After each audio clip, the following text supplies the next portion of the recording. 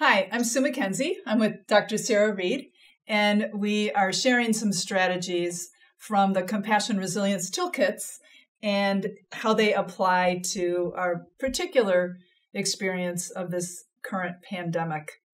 And today we want to talk about managing stress and how we alter that a little bit based on our current reality, as well as the use of gratitude to build us up. So obviously there's some good things about stress. When we're stressed, we may wash our hands a little bit more. We may be more careful about sanitizing.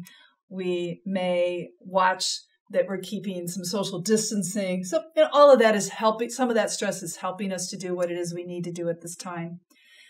Obviously, stress can be a problem as well. It can make it difficult for us to think clearly. It can make it difficult for us to be the people that we want to be in our lives. And luckily, our bodies give us some signs when we're heading into stress. And so I like to think of the signs rather than, darn it, my neck and shoulders are hurting again. Rather than beating myself up, I actually like to say, thank you, body, for giving me a sign that I can live with and deal with rather than having my first sign be a heart attack, right? So we want to identify, how does our body let us know that we're getting into stress? How about you, Sarah? How does your body tell you? Oh, in so many ways. I've actually taken upon myself to have this naming strategy. If I recognize it in my physical self, I'll say, oh, there's stress, and kind of try to make it my friend, so to speak. But my stomach gets in knots, my chest tightens, I might feel very fatigued, my sleep habits, my eating habits might change. Lots of different signs and symptoms that I'm starting to feel some distress for sure. So let's take some of the things we already know about stress, that all of us already know about stress, and think about what does it look like now? Can you walk us through some of those?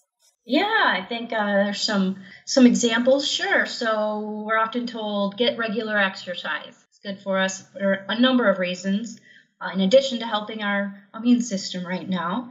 But it looks really different right now given the state of the world. And so our exercise routine might not involve people at a gym any longer. It might mean instead we're going on more walks around our buildings or around our neighborhoods while keeping adequate social distance. It might mean we're tuning into online yoga or something that we can watch on YouTube, or it might mean we're interacting with our kids more. I think a lot of opportunities to move our bodies differently than we might be used to.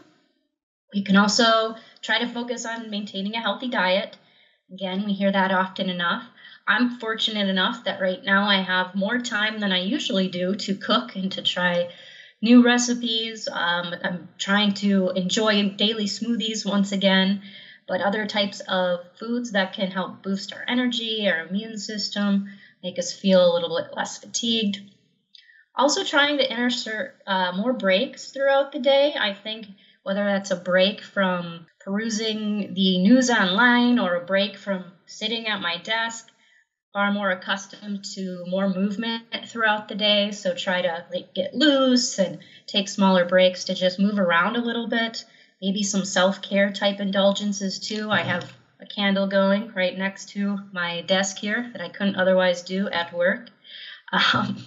Really trying to focus on connecting with others in a variety of unique and creative ways. Definitely far more virtual meetings and connecting as of late. So very, very grateful that remains a means of connecting with one another. And then as always, sleep and rest on some kind of routine or schedule is ideal for our overall health and well-being too.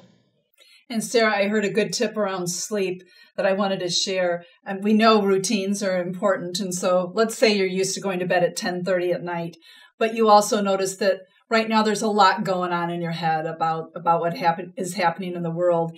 And I heard that it's a good idea to go ahead and start your routine earlier and just allow that your brain's going to take a while to calm down. I like that better than getting in bed and just being frustrated that you're not asleep yet. So different ways we can adjust to the realities of our time.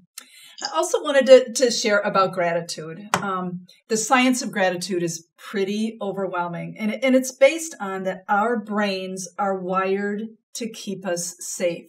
So we're like, our brains, even before all this, our brains are scanning the world to figure out what we should avoid and what might be a problem. Of course, our brains are on hyper alert right now. And so to counter that, to calm our brains down in order to be able to do what it is we need to do in our days, we can practice gratitude. And what that looks like, and again, the science is pretty cool around this, is that if we set a time of day, and they say it actually works best in the evening, that your brain is more open to kind of take that in and then use that throughout the night when you're asleep, that if we not just think about 3 things we're grateful for, but actually write down 3 things that we're grateful for. And some people say, and add what part you played in that. So you're beginning to develop that sense that I'm grateful for this and I have some ability to add to that. So 3 things you're grateful for, write them down and do that. They say you can just do it for 15 days, and it's amazing the change that happens in our well-being, overall areas of well-being. So maybe we have the time, and certainly we have the need right now to do this little three a day gratitude practice. Yeah, and it's certainly something within our control to hark back on the earlier content we discussed. And I really try to infuse gratitude throughout my day. Some other ideas aside from the 3 good things practice you mentioned might be to start each day with a grateful heart. I have a sign reminding me of that in my kitchen. Keeping a gratitude journal of some kind and just filling it out as you're so moved to do. Having some moments of appreciation before a meal, or maybe downloading one of the dozens of gratitude apps that exist out there. We can also try to find inspiration in reframing our narratives. This might be through books or poetry or memes online. I know there's one circulating online right now by someone named Brother Richard. He is the author of Lockdown, and he did a reframing of a poem about some of the positive unintended consequences of this time in our life. So I know a couple of the lines are that all over the world, people are starting to slow down and reflect. All over the world, people are looking at their neighbors in a new way. All over the world, people are waking up to a new reality of what really matters.